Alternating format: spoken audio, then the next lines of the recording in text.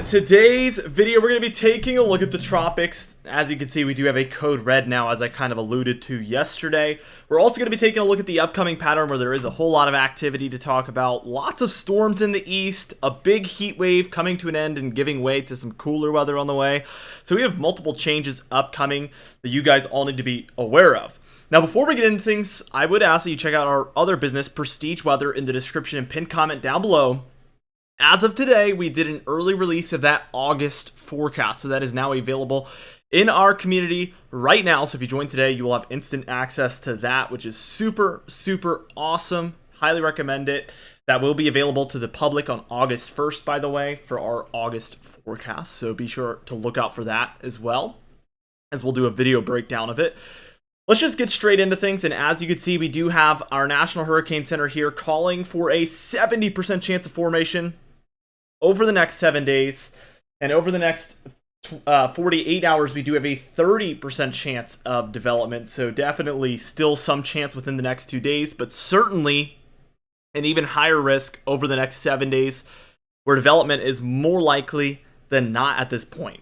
As you can see, the current trajectory has gone from a potential Caribbean-aimed storm towards maybe even east of Bermuda. So we have seen a dramatic eastward shift in this one, which is excellent news. There is very favorable waters in here. Development is extremely likely, as we've talked about multiple times now. So there is multiple factors to pay attention to, but definitely taking a look at some tropical activity. Now, as we take a look here at our upcoming storminess, we're just going to dive into this. By the time we're reaching later today, we can see 1,005 millibar low pressure center set up over Connecticut approximately, so certainly some storminess, especially around Pennsylvania, New York, and the rest of New England there. A lot of activity taking place in here due to that low. We can see all the way down the East Coast, though, plenty of activity all the way from the Appalachian Mountains, the Southern Appalachian Mountains, down through the southeast. And then we can see for the Rockies through the northern plains that we do see a lot of activity in these areas as well. Saturday, or better yet, Sunday afternoon, which will be tomorrow, we can see that activity is actually continuing. So we've seen this happening for a few weeks now. Looks like it's going to continue to occur, perhaps.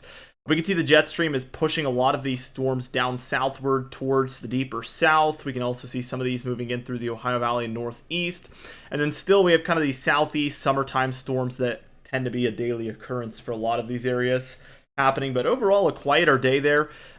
Activity is picking up towards the end of this model run, by the way, so stay tuned. But for the Great Lakes and Northeast, we do see by Monday some activity picking up for these parts. Southeast again, but this is very typical. We can see from the plains down through the Midwest, we see this kind of stretch of more organized thunderstorms moving southwards, kind of southeastward here. The Four Corner States continuing to see some activity in here. Even 1,005 millibar low pressure center over Southern California, probably contributing to a lot of this. Let's just go ahead and take this towards Tuesday afternoon. We can see this activity actually picks up for these areas as this becomes a lot more organized, especially over the Four Corner States, but even stretching as far northward as Wyoming, Idaho, and then Montana there as well. We continue to see this pocket of thunderstorms here taking place. The southeast continues to see a lot of activity, and really everywhere in between, as you can see, there is the chance for scattered thunderstorms. So we're seeing some pretty widespread, as far as across the nation, widespread thunderstorm activity. It's just spotty in those areas where that activity is.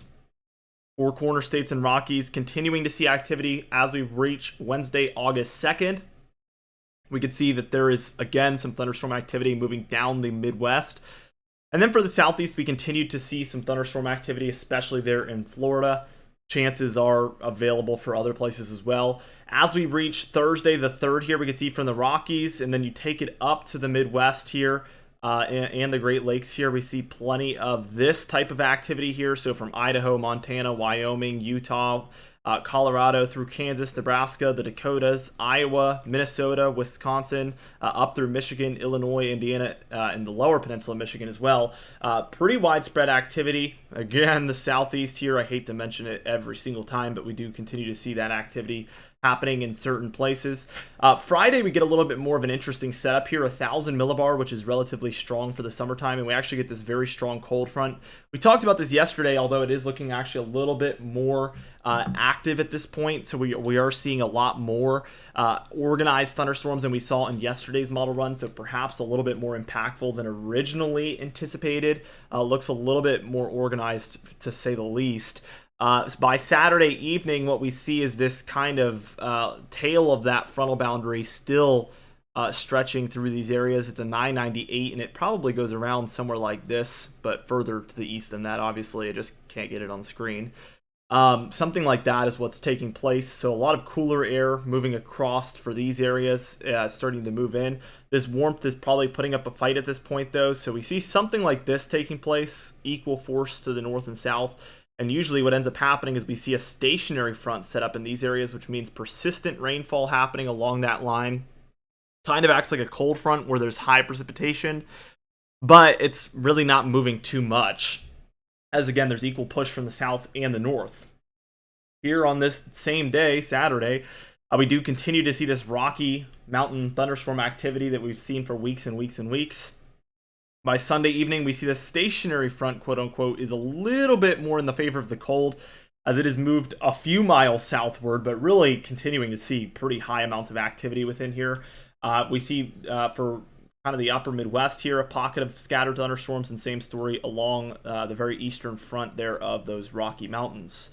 And then by the time we're reaching kind of the Monday the 7th into Tuesday the 8th time frame, we see high amounts of activity here for a lot of the upper Midwest, the Great Lakes, the Ohio Valley, the Deep South, the Southeast, the Mid-Atlantic. This is very widespread and far stretching, to say the least, as far as this activity is concerned.